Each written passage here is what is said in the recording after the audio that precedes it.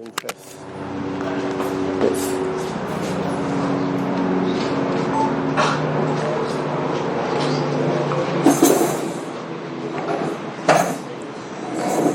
Okay, back to the mitzvah kibbut avayim. Okay, there's a din in the Torah like this. If you, I don't know, it's not showing you anything. If the Torah says like this, if you hit your parents, so then you're chayiv misa. If you hit your parents, so you're obligated to get killed if you make them bleed. So it's biblically forbidden for somebody to make their parents bleed. Now the question is, a parent has a splinter. Is a child allowed to take out the splinter because he might make the parent bleed?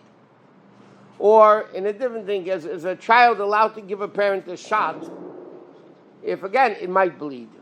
Or, a bigger question is a medical ethical question also, even in the secular world, can a child perform surgery on a parent when they're going to be cutting them open and is definitely causing blood?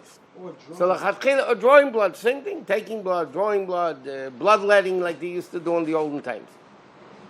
So the din is like this. L'chatchila, the son shouldn't take it out if there's somebody else that could do it. What happens if there is somebody else that could do it, but the father wants the son to do it, or the daughter to do it? So then again, they would be allowed to do it. Especially if the parent is in pain. Or bottom line is the way the paskin, that if the parent wants the child to do it, or it's going to be a very big hassle, let's say a parent needs a shot every day, and to go bring somebody else to the house to give the shot, there's going to be a very big hassle, a big ticha and expense and everything else. So then the din is, if the parent wants, the child is allowed to do it for the parent without any problem. Paskin write even more, many of the shots don't necessarily bleed. It doesn't always bleed. Friends, there's an interesting shaila in Hilchos Shabbos. In the laws of Shabbos, you're not allowed to cause bleeding. Sometimes people need shots, whether it's infertility shots or insulin shots. Whatever it may be, they might need shots on Shabbos. So is somebody allowed to take a shot on Shabbos? So the answer really, halacha, I'm not talking about life-endangering situation, that's not a question. But the din is, if it always bleeds, then it's a halachic problem that you can't do it because you're causing bleeding on Shabbos.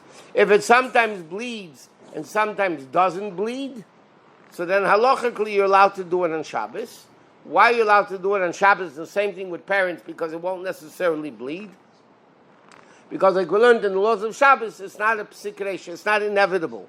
It's not for sure going to happen. You don't want to cause the bleeding. What you want to do is give them a shot. It's not for sure going to happen. It might happen, it might not happen. So therefore on Shabbos it's allowed.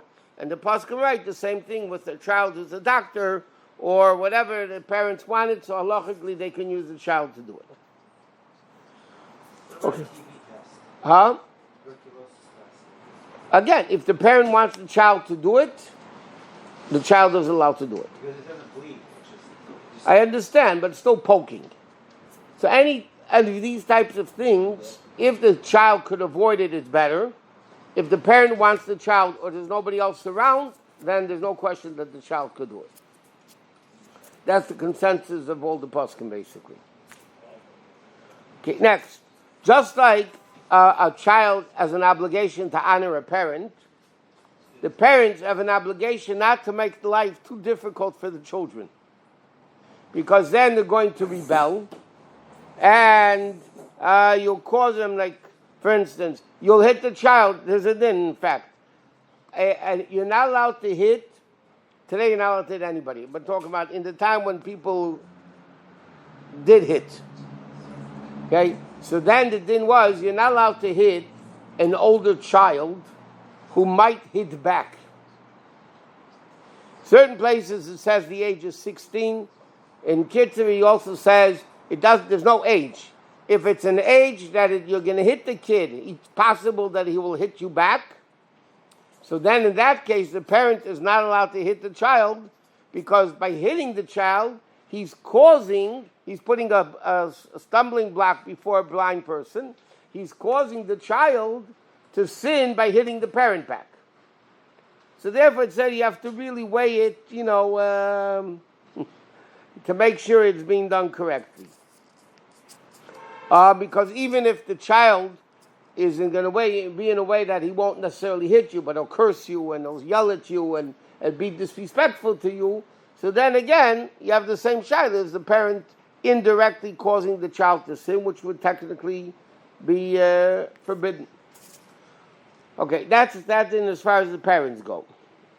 Next thing is like this. A person has to honor his father's wife, meaning a stepmother, or the same thing, by the way, your mother's husband, which is a stepfather, even though they're not your mother. Halacha is like this: as long as the father is alive, you have to respect the stepmother. As long as the mother is alive, you have to respect the stepfather. But it says in Shulchan Aruch, it's brought down that even after they pass away, your biological parent passes away, the proper procedure is that you really should honor and respect them anyway. But the obligation in halacha is, as long as the parent is alive, you have to respect his or her spouse. And the reason for that is very simple. That's how you're honoring the parent. You're honoring the parent by honoring his spouse or her spouse, whatever it is. So even if you don't get along with them, then, Now, what happens, here's an interesting question. What happens if the parents are divorced? The father remarries. Now, we learned before like this. When they're married, halachically, you have to first listen to the father, then to the mother, because the mother also is supposed to listen to the father. But if they're divorced, they're equal. You can listen to your father, you can listen to your mother. What happens, the case is as follows. The father remarried, and the mother, your biological mother, who's still alive, tells you, I don't want you to honor your father's wife. Do you have to listen to your mother, or do you not listen to your mother? So there's two opinions in halacha. For instance, the halachos Condensed writes that if the mother cares, the mother is makpid, the mother is very particular, she doesn't want you to honor your father's wife, then you're not allowed to. The Birkei Yosef, the Chidah holds, you still have to. So what do they write? The best thing is to do it without your mother knowing about it, or without your father knowing about it. Because then they won't know what they don't know, what they don't know, they don't know. Ignorance is bliss. But it goes that far that even according to many opinions, even if the mother says no, which you have to listen to your mother, you still have to respect the father's spouse or the mother's spouse, whichever one. Okay, next thing. A person has to respect his older brother. Now, what does older brother mean? Does it mean the oldest brother? Or does it mean anybody older than you? I know kids don't like to hear that, except the oldest kids. They like that. Huh? There is two opinions, by the way. Now, in Kitzur it says like this: whether it's half brother from the father, from the mother, okay, you have to do it. Now, some people hold your older sister, you don't have a mitzvah of kibbud av and the sister. Birkei Yosef writes, according to the Arizal, no difference, older sister, older brother, you have to respect them. Now, one opinion says, does that mean, some opinions hold it refers to only the oldest brother. That's the one you have to respect.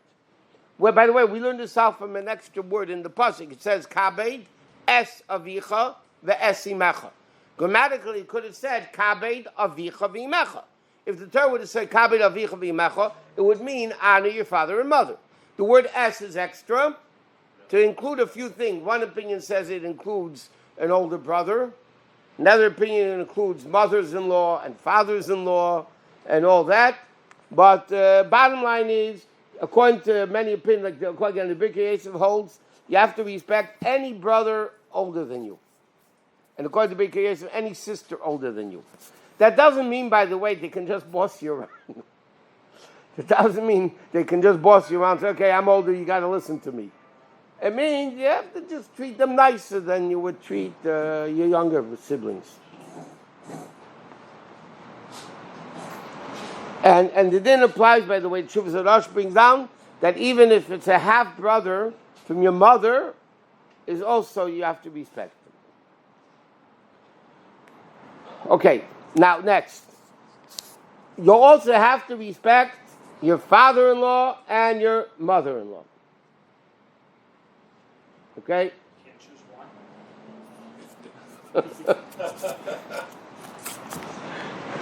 Sorry to say no. You know you're not recording. You did a choice before. All right, let's do something else first. You have to honor, Kibbud Av V'Em applies to grandparents.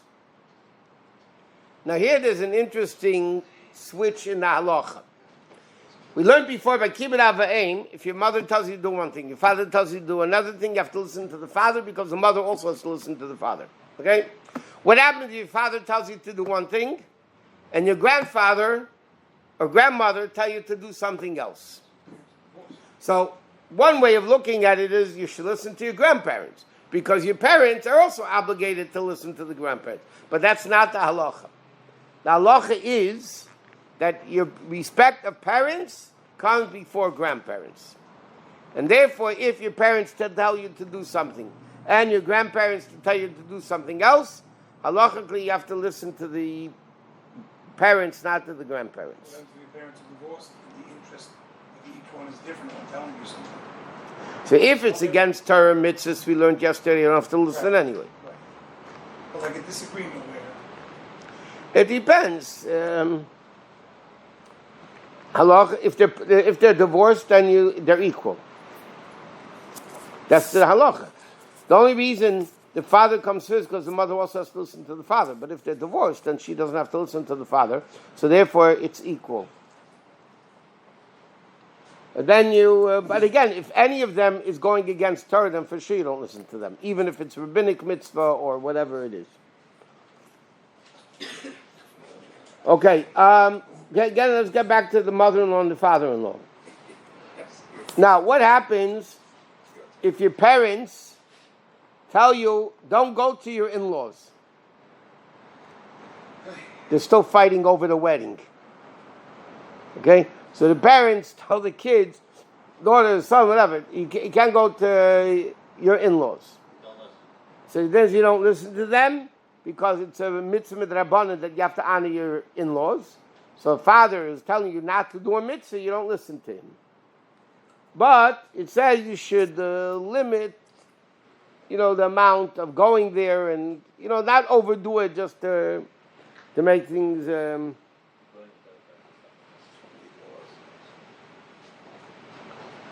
Now there's another, this doesn't apply by the Sfardim, it applies by the Ashkenazim. And that is, you don't name a baby after a living person in Ashkenazic circles.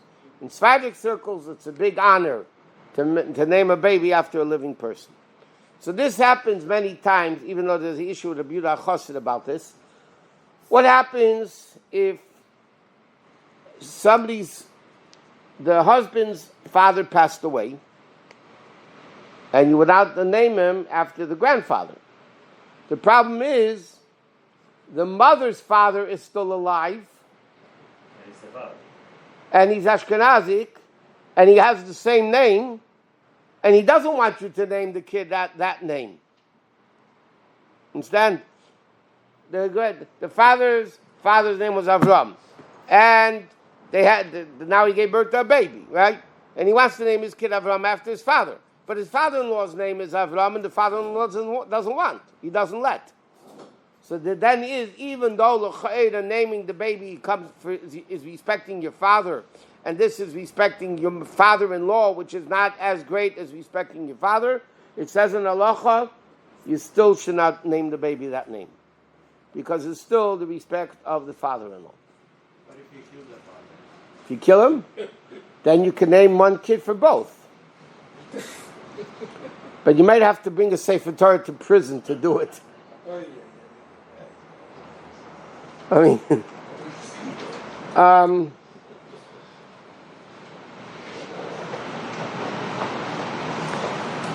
now there's an okay. We'll finish this tomorrow.